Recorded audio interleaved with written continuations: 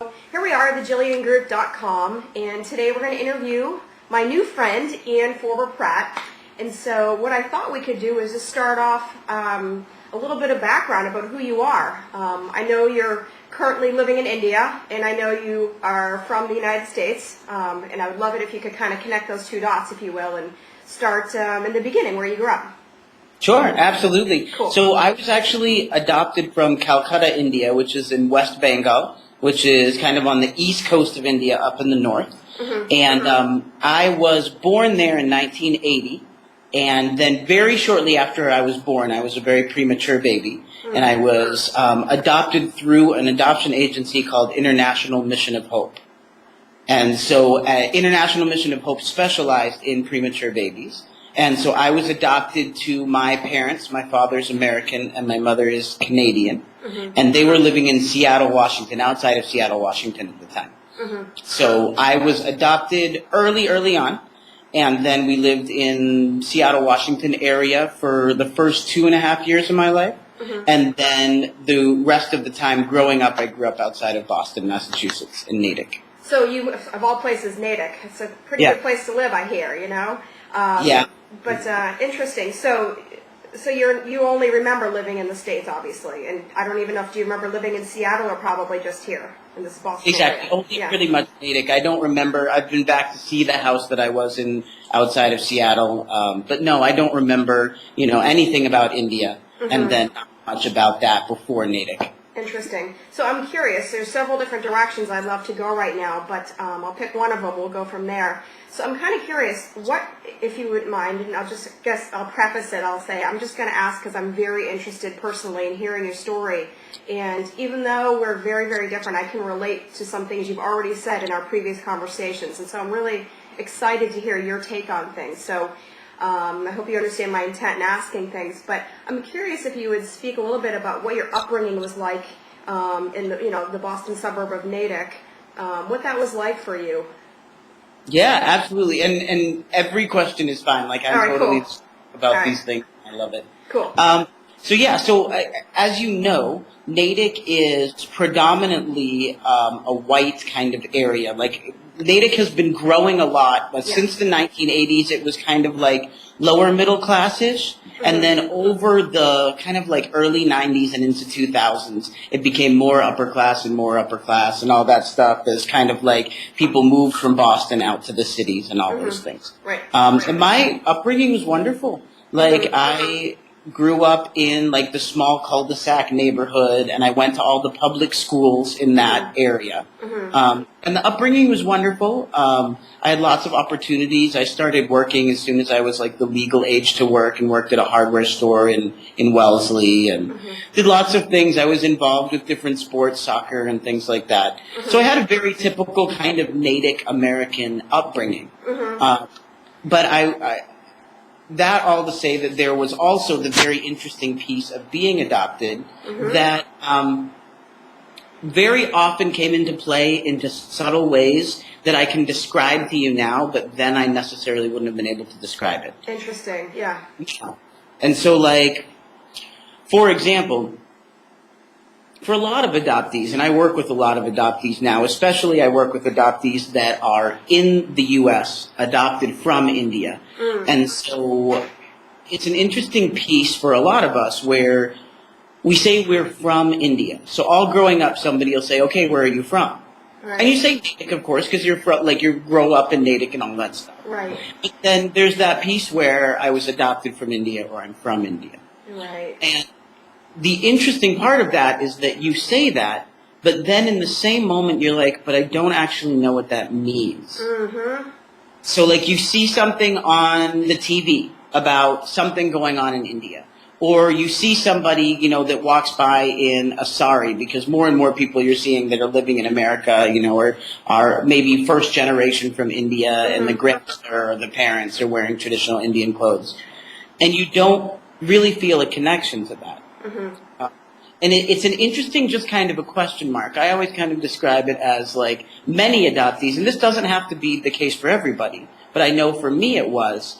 Subconsciously, I carried a question mark around on my shoulders for many, many years. just trying to figure out, okay, what does that look like? You know, I'm brown. Most of my Yes. friends are, Yes. you know, that's a huge piece. And in order to fit in, especially in public school, you know, a lot of people feel the push to be with the mainstream, whatever that means. And, you know, that's why we see so many things that are really difficult in school for people that feel like they are not part of the mainstream. Yeah. But until 22, 23, 24 years old, I legit considered myself white American. That's so interesting, and I'm so glad you actually brought that up without any prompting or further prodding on my end. And one of the reasons I'm asking is because I can relate to this from a different perspective, and let me explain. So I grew up in a town not far from Natick that was even more white bread and was very, I would say, you know, upper middle class for sure. And I had two stepbrothers that moved in with me when I was 5, and they're Puerto Rican. And they were the only Puerto Ricans I'd say in the town, just about. And so I was already different because I didn't, you know, have a mother. I was, you know, my dad raised me, and then I had a stepmom. But then I had two brothers that were not my brothers, but they were my brothers. But they had dark skin. And I remember when I first met them, it was the summertime, they had dark skin and, you know, afros, and I thought, wow, and you don't see a lot of that in the town I grew up. So it was interesting. So I grew up, I often will talk about my first encounter with my own, I don't know if it would be appropriate to call it racism, but my own understanding of race was when I was 5 years old. And so because of that, I have that lens now to see skin color, to see discrimination, and to see racism. And I'm very interested in other people's experience with it and how they handle it. And when they start to realize, like you mentioned, the question mark. I had a question mark, too, as a kid because I didn't have my mother around and nobody else at the time. You know, that wasn't the case. Everybody had at least their mother. Nobody was raised by a single dad. And then, like I said, so I felt different because of that. And then having my two brothers that were my brothers, but we don't look alike, and people would get confused, like, you guys are, you know, it was really interesting. So I was curious to hear you finally talk about that piece of it, and so it's kind of compounded, I hear, on the one piece being adopted and the other piece having brown skin. Yeah, and very important also is to mention is that my brother Henry and my sister Wendy are natural to my parents. So I was adopted in 1980. Okay. Then my sister Anjali was adopted in 84 from Calcutta. She's from the same orphanage, same area, but we're not biologically related. And then Henry was born to my parents, and Wendy was born to my parents. And so Wendy and I have a 10-year gap.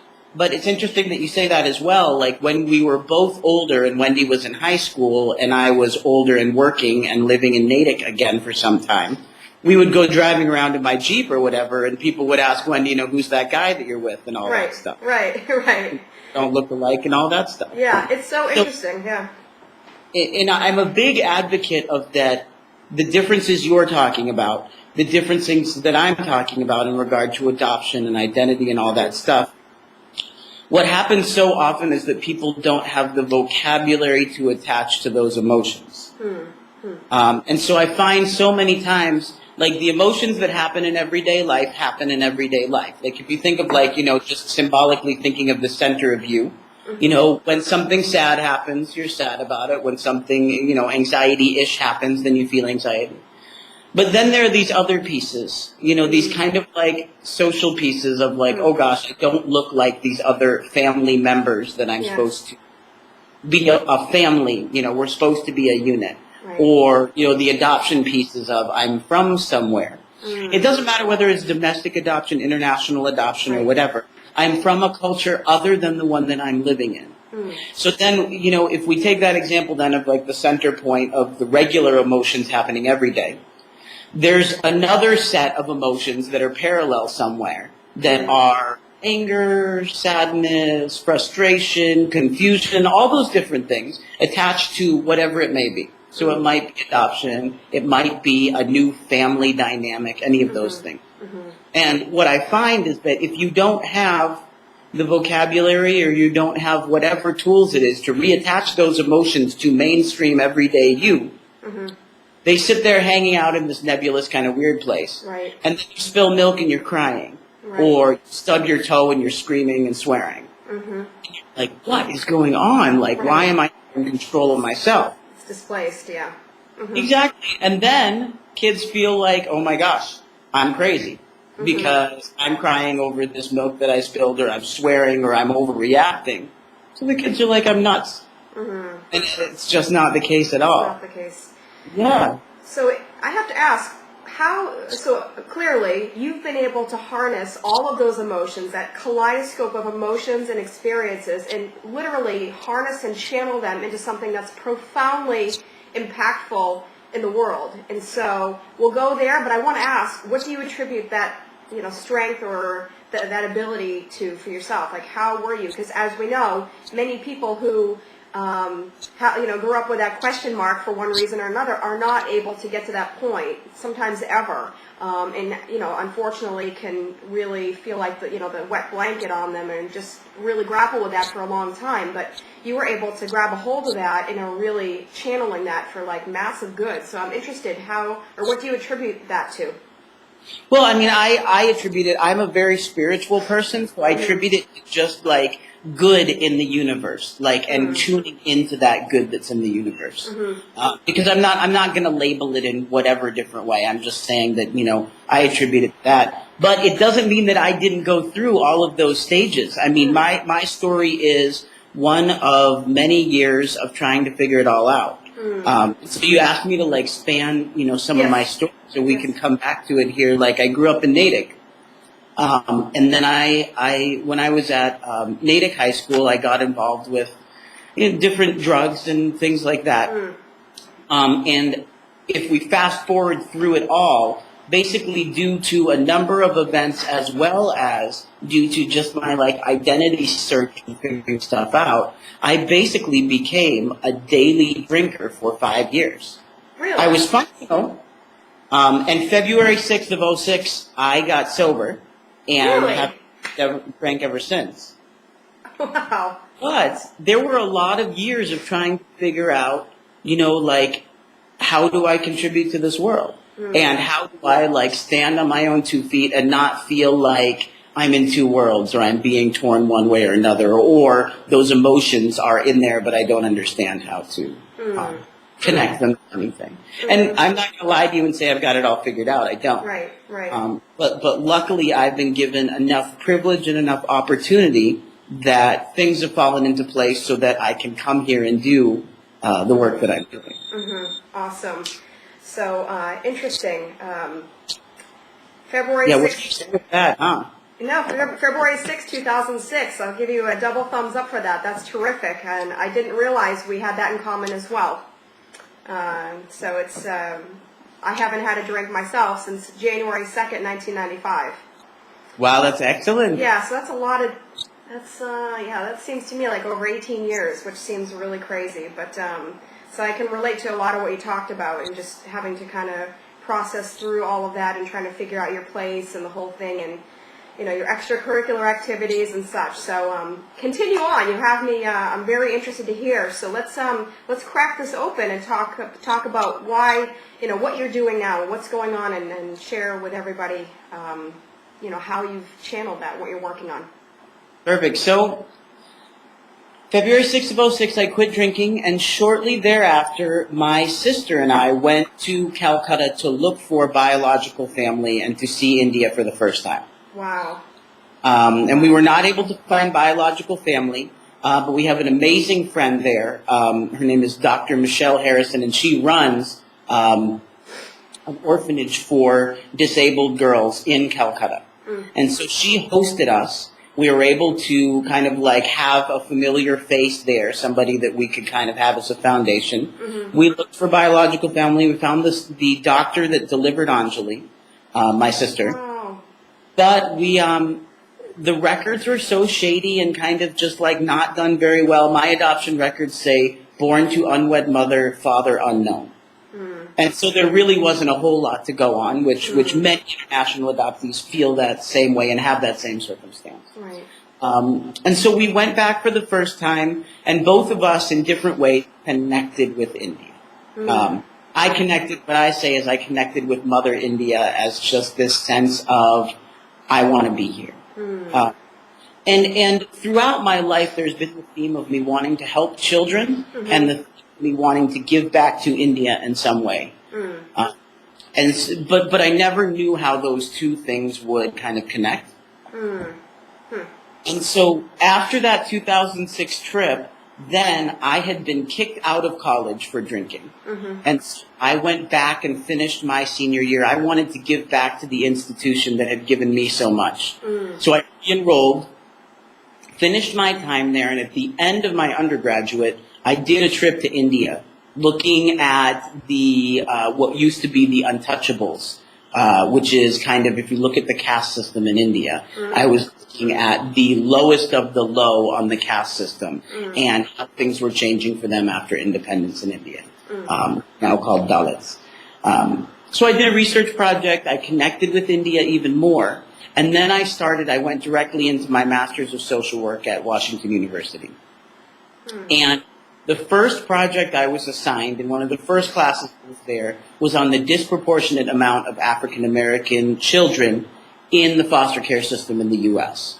And I'd not known much about foster care up until that point.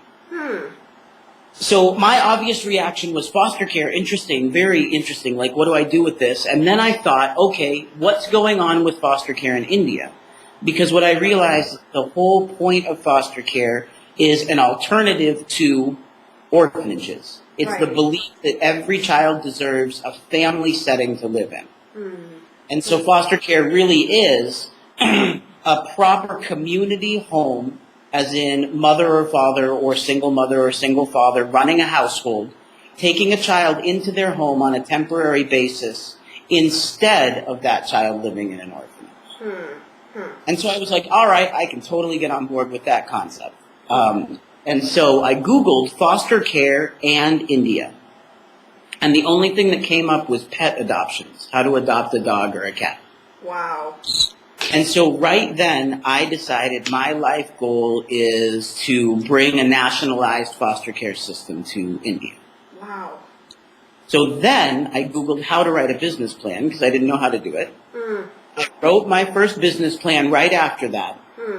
And from then on, my life was dedicated to putting the pieces in place to sell everything and move to India and dedicate my life to bringing foster care as a nationalized system.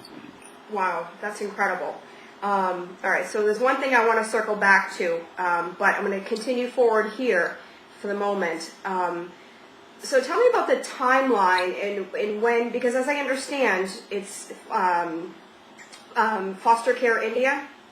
Yep, absolutely. Correct. Foster Care India is the name of, it's basically called, here it's called a charitable trust, but it's the equivalent of a 501c3 in the U.S., so it's a not-for-profit agency. Perfect. So I'm curious if you could talk a little bit about what that process was like. How did you establish that nonprofit, and what that timeline or what that process was like? Right. So actually, it's a perfect question because it leads me forward, because it didn't happen until 2011. So what happened was 2007, I had started my master's after I graduated undergraduate. I wrote this business plan, and then during my master's at Washington University, I did my field work, my practicum work in India, because I had to prove to myself, before I just up and sold everything, I had to figure out whether I could actually legit live in India. I didn't know anything about India, let's be honest. Like, I've been here once. Then I've been here on the abroad, but I was like, okay, if I'm going to go all in and move to India, can I do this or not? So during the master's program, I did the most amazing project here. I was looking at child migratory labor to Gujarat. So basically, the state that I live in is Rajasthan. I was working in the field helping to prevent child migratory labor, because you had kids as young as 6 migrating to the fields of Gujarat to work 15-hour days for the equivalent of 50 cents or less a day, and picking cotton in these fields. And so the NGO that hired me, their name is Seva Mandir, they hired me I volunteered for them to evaluate a project that was going on in that area. And that really got me more connected with child protection, the need for child protection, and all that stuff. And the key to all of this, Jillian, to be very honest with you, is that none of it happened overnight. So like once the idea came, then I had to figure out one step, and I had to congratulate myself for that one small step. And I had to figure out the next step. And I didn't have to freak myself out by saying, oh, I didn't achieve my goal. Right. You know? Right. Like I had to say, all right, cool. Like I did this one step. When I lay my head down on the pillow at night, I feel like I made some progress. And I have to measure that progress as well. Like I have to look at the fact that even if physically nothing changed that day, if a new idea came, if one conversation came, I can't dictate whether that conversation will change my trajectory that day or 7 months from then. And so it's very interesting to like the pieces from that 2007, then doing the field work as part of my master's. And then after that field work, I realized that even though every day after I wrote that business plan, I wanted to be in India, I did not have the professional skills to do it. And so every day I was like, I thought in the morning I was quiet and I was just like, is it time to go? No.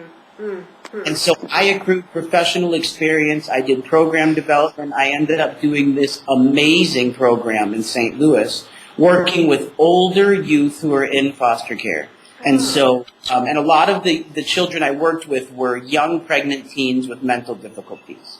So like a 15-year-old who's 8 months pregnant, who's functioning on a kindergarten level or first class level. And I built up my skill set there, doing program design, working for this amazing agency in St. Louis called the Foster and Adoptive Care Coalition. And like building up professional experience, working in court systems, case managing, all that stuff. I love that you're talking about this because this is one of the things that I teach. I often teach college courses and various professional networking groups and that kind of thing.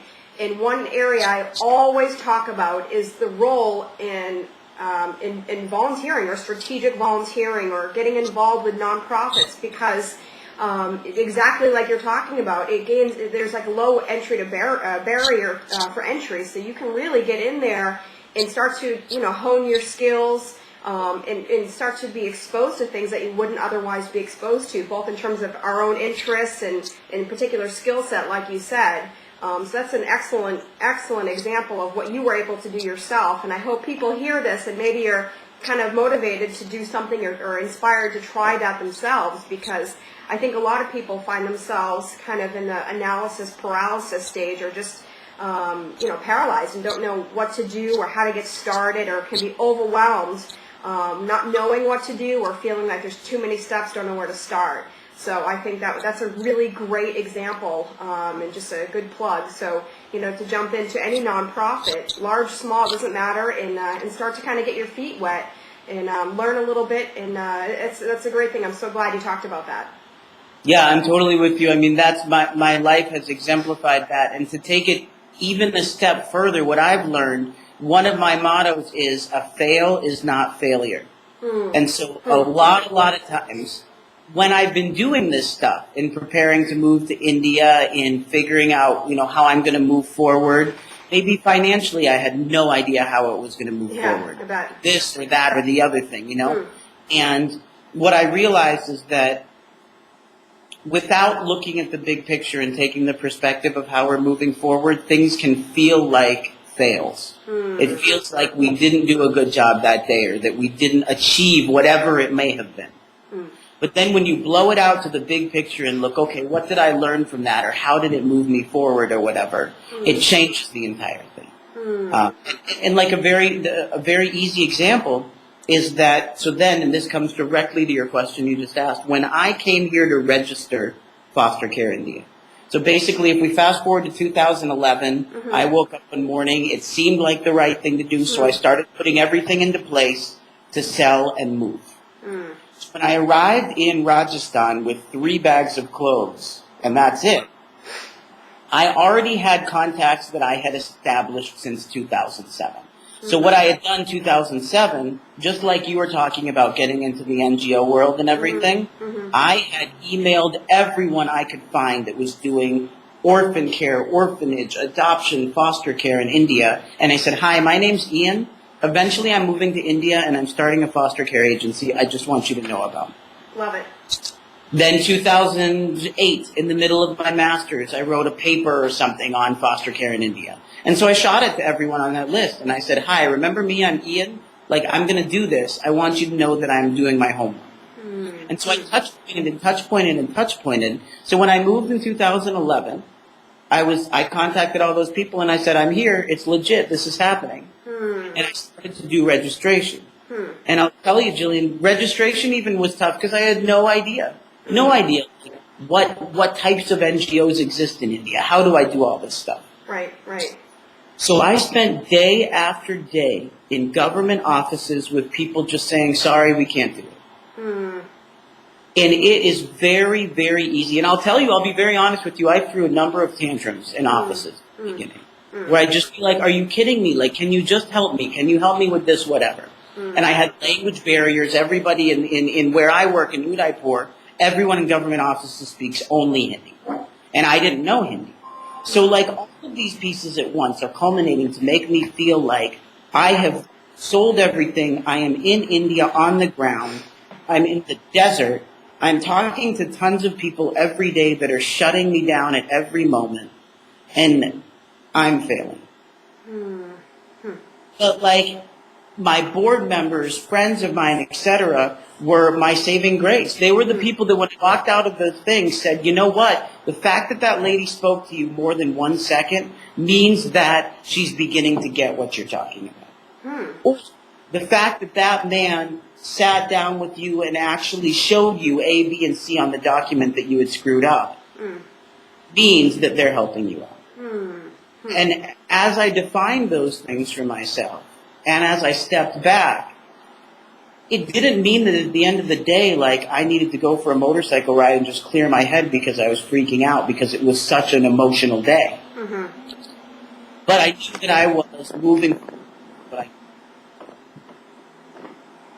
you know, it's been pretty insane. Sorry, it just cut out for a minute. I couldn't hear you. Oh, okay. Interesting. So I was going to ask, and then you just, I would say, answer it in a way. I was going to ask, what role does or did networking play? I guess it would be two parts. What role did networking play in bringing you to present day, kind of getting you here? And then what role does networking play now, kind of with what you're working on? So, but you just kind of talked about that, but I'll pass it your way anyhow. Well, and it makes perfect sense. It's an excellent question, and I want to like re-say about that. Networking was paramount. Like for me, like when I talk to students, when I talk to youth, and somebody says, I am deeply concerned about a woman's issue in Nepal or wherever it may be, or like people who are in the U.S. who are saying, like, I am deeply concerned about A, B, C, or D, environmental things.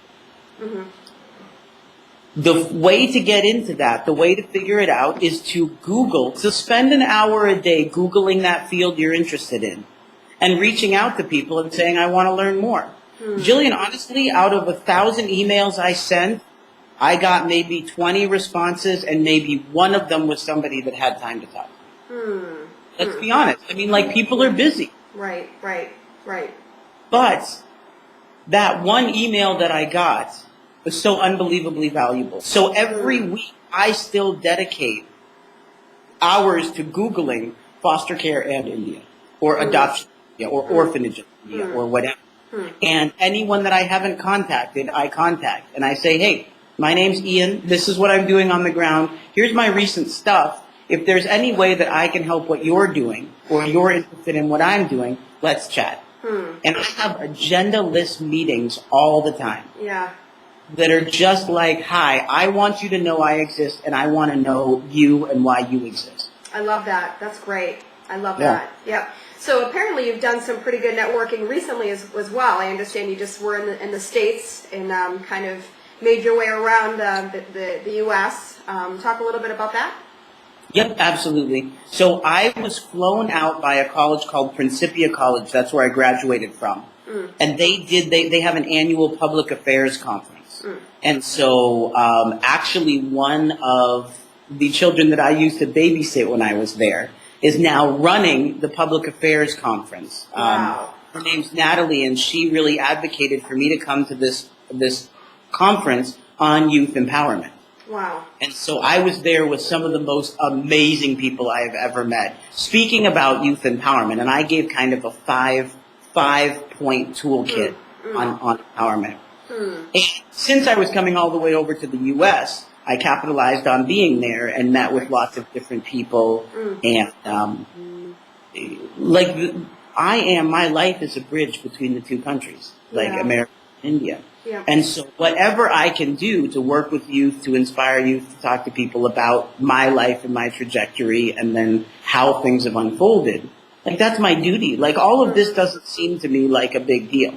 Right. Because this is what I'm here to do. Yes. You know, and it's tough. I mean, you asked that question about networking, how did it help? You know, I came to the U.S., I did all that stuff, and that was great. Are you frozen, by the way? I'm frozen. Am I frozen? Nope. Just for a split second, but now here you are. Okay, perfect. Sorry to cut off. So now it's interesting that network is still a very important piece. But there's other strategic things. Like the thing about foster care here, as I've talked to all the people I've networked with and everything, this is a lifetime of work. The idea of foster care in India is so new that where I live, which is almost 1.2 million people in the district, 3% have heard of foster care, even just heard of the concept. Wow. And so it's so new that like this is a lifetime of work. A lifetime. And so when I talk to people in the U.S. about empowerment, when I talk about community development, about all this stuff, and when I talk about the fact that I laid a foundation with networking, and now I continue to talk to people all the time, networking has been the root for me. And then everything else develops from that. So basically what we had to do as Foster Care India, the organization, is I started Foster Care India, and I've spent the last 2 years living and breathing and sleeping Foster Care India with almost no life balance. And so that was needed. Now what I'm realizing is that Ian, the person, and Foster Care India, the organization, the movement, the vision, the mission, have to be separate. Because if I've wrapped ego into this, and I've wrapped this like personality into it, it will not be sustainable and not move forward. And so right now I'm taking all the foundation that I laid, and we are looking at what is the mission and vision? How do we strategically move forward? How do we sustain the work that we're doing moving forward? And so those things are huge, huge points. And that's part of the back end of NGO development, the back end of an idea coming to a reality that people don't realize. I didn't realize it was part of what I needed to do.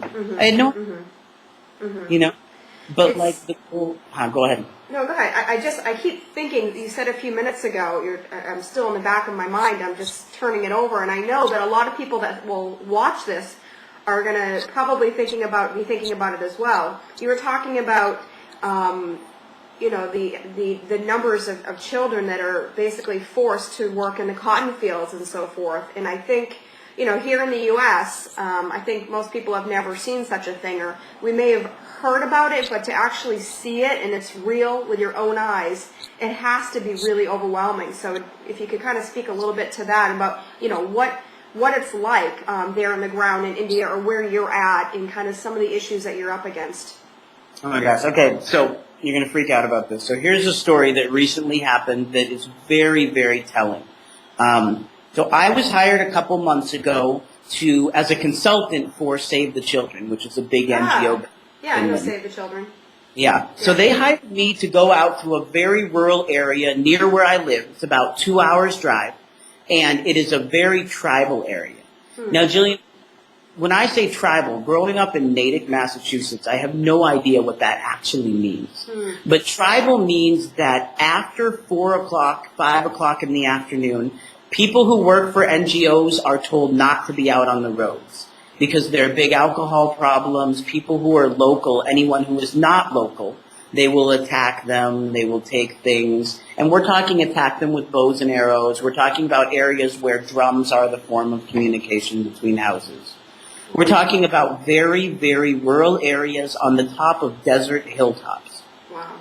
And so there is a lot of social problems, obviously, that come up. But one of the big ones is that children become social or legal orphans because family members can't take care of them for whatever reason. Maybe it's intense alcoholism, and more often than not, it's that somebody has passed on, that somebody has died. So I was tasked to go out there and look at how to develop caretaker training. So basically, there are caretakers out there taking care of children, but they're not necessarily trained in how that child should be treated equally. So let me tell you Harju's story, and this will give total context to everything. So one of the days I was just going out and meeting with people, and the local people told me that there was one of the worst cases or the most difficult cases they'd ever seen. And I was like, well, I've got to go there and see what I can do to help. So I met a woman named Harju, and Harju is 67 years old. She lives on a dusty hilltop. And I'm talking like you park your motorcycle and you hike up and down a couple hilltops to get to her house where there's no power or anything like that. She's a grandmother. Her husband has passed on, and her son also passed on due to a cobra snake bite. So basically, he was sleeping on a cot in the house. His hand was dangling. The snake bit his hand. They were so remote and didn't have enough money to get any type of transportation to the city. So he died. And there's a tribal practice for women that women then leave their biological family and get remarried because it's not safe for a woman to not be married.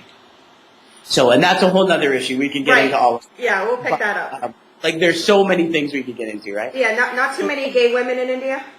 No. No. We'll talk about that next time. Continue. Yeah, exactly. Yeah. So, then, Harju, who's 67 years old, is left with 3 grandchildren under 12 years old. And she has to provide for them, but she has no income or anything like that.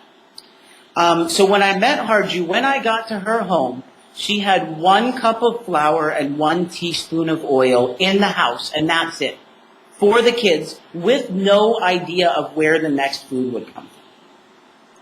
And the interesting thing is that also the government provides a certain amount of rations every week to families that are below poverty line, BPL. But because she was so old and because the ration was so far, she couldn't even get to those rations. So, like, I mean, the situation was insane. Like, you just can't even imagine. And so, and she was given government work to do. Like, because there's this program now that gives people in rural areas work. But because she couldn't do it, her feet, when you see her feet, they're turned sideways from all the work for years. Like, she just can't do the manual labor. So when I was there, the 10-year-old was out doing construction just to get a couple rupees to keep the family to survive. So, and that is a kinship. That is the beginning of foster care. She is taking care of children that are not normally under her care and protection in her home and raising them, hoping to give them a good future. And so the strength, the beauty here is that foster care is actually happening. Like when I told you 3% of Udaipur, where I'm living, is aware of foster care, it doesn't mean that it's not happening informally. And one of the big things that Foster Care India is all about is solution focused. We could spend hours throwing mud, and we could say this thing is broken, and this thing is broken, and this thing is broken. It's wasting everyone's time.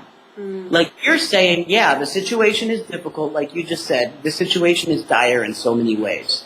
But we can't change what's happened until now. Right. We can only change what's moving forward. Right. Exactly. And so that's what's super exciting for us, is we're like, all right, our branding is going to be children smiling. And what we're doing is we're going to say, look, People have strengths already. That woman, Harju, is freaking amazing. She's wonderful. And she has strengths, and she is one of the most resilient, hardest working women I have ever met in my life. And so taking on her strength and saying, first, thank you for the work that you're doing. I can't understand where you're coming from or what your day-to-day life is like. But what I'm going to do is ask you specifically what you need for help, and then I'm going to figure out ways to arrange that. So when you say that, have you learned to speak Hindi, by the way? Or how are you communicating? So I'm not fluent. I mean, like, it's kind of like my tenses aren't correct all the time and stuff like that, but I can get by. Oh, that's good. That comes in handy, I bet. So she lives in a tribal area, so she only speaks the tribal language. So she knows enough Hindi, and I can understand enough Bagri, which is what she speaks, for us to get by together. But a lot of this work has to be from the heart.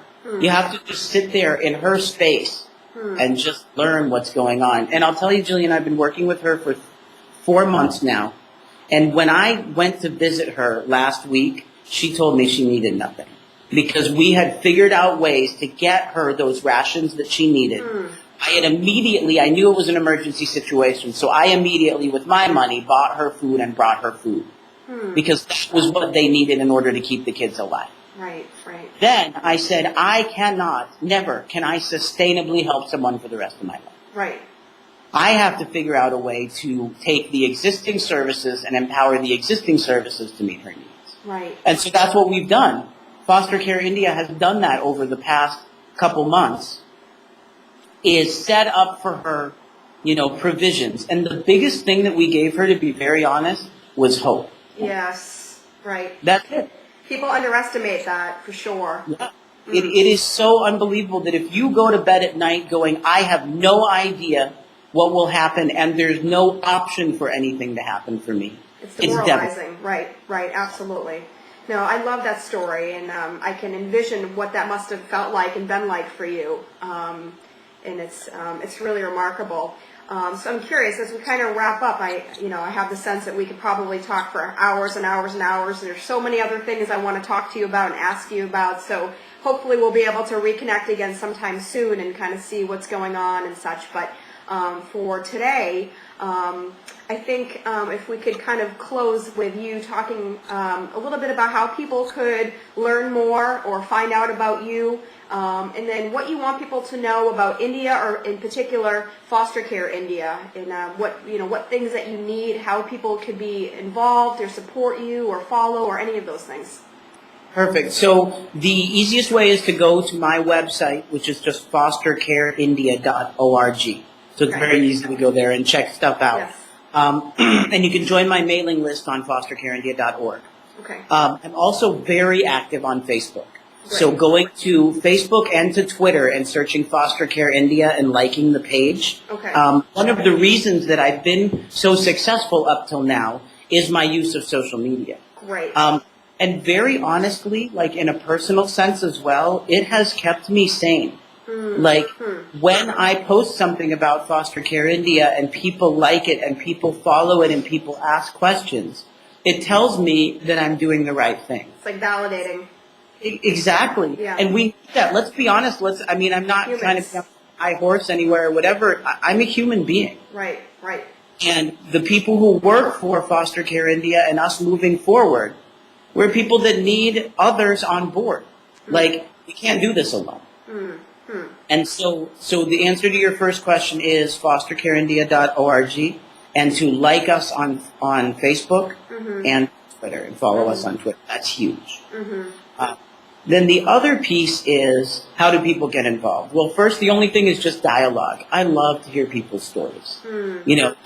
What are they interested in? Why does Foster Care India, the concept of Foster Care India, touch them? What experience they have with India, etc. That's a huge thing. Then, for anyone that started an NGO or understands how not-for-profits work, I need help in everything. I need website developers, and I don't have money now. That's the issue. We are in starting stage. Right. I need strategic planners. I need fundraisers. Somebody who might be able to help fundraise, and help me with ideas there, and then be able to pay a little bit from an administrative cost of doing the fundraising. Okay. You know, those types of things. Okay. And I need people, especially my dream is people who are from India, that are living in India or living abroad, that want to help out, that know Hindi, that know Indian culture, that want to come and say, all right, you know, we can help. Okay. Well, I'm so glad you said that, and I'm going to make sure that there are links and such when this video gets published. So I'll make sure there are links there so people can follow up. I also have some really good friends that I know that are from and live in India right now. So I'll see if I can make some connections for you. I'm also curious if you have any relationship with Rotary, the Rotary International, or any of the local Rotary clubs in India. Right. So I do. There's 6 Rotary clubs here in Udaipur, and I'm working on forming relationships with them. But that is a huge, huge potential piece that I would love to develop and grow. Yeah, I could potentially help you with that because I have some good friends that are also Rotarians and actually past district governors and presidents of the Rotary clubs in India. So I'd be happy to kind of follow up with you on that offline. Also, if you don't mind putting a link there, on my website under stories is Harju's story and pictures of her. Great. Okay, I'm going to make a quick note of that. Yeah, so that'll connect that story with reality in a lot of ways. Absolutely. So I'll drop that in when I edit. Excellent. Okay. Well, in any event, it's Saturday night for you, so hopefully you can relax a little bit. And I don't know what you do for fun, but hopefully do something fun tonight. Yep. Actually, one of my board members and I are going out to just have a nice dinner sitting by the lake and talk and relax, and it'll be wonderful. That sounds great. Well, thank you so much again for your time. I loved talking with you, and I have tremendous respect for you, Ian, and what you've been able to do thus far, and I really appreciate your humility and being willing to share your kind of vulnerability with me and with everybody else, and I just have great respect for that. I appreciate it so much. I don't take that for granted. So, double thumbs up. # kudos to you. And I look forward to staying in touch with you. And like I said, I'll follow up with you offline. And maybe we'll connect back sometime down the road to hear what's new in foster care India. So with that, have a great evening. Thank you so much for your time. And I'll let you know when this video is ready to roll. Awesome. Thank you so much. And thanks for helping me get the voice of foster care India out there. It's to me, it's the biggest deal. No, I love this. I'm so excited. Anything I can do to help you. I think you have a great story, and I'm really very motivated to help promote this and just expose it to as many people as I possibly can. You're doing great work, and pat on your back. Woo! Good job. Thank you so much. Yes. All right, well, take it easy. Thanks for your time, Ian. All right, thanks. Have a good day. All right, bye-bye. Bye.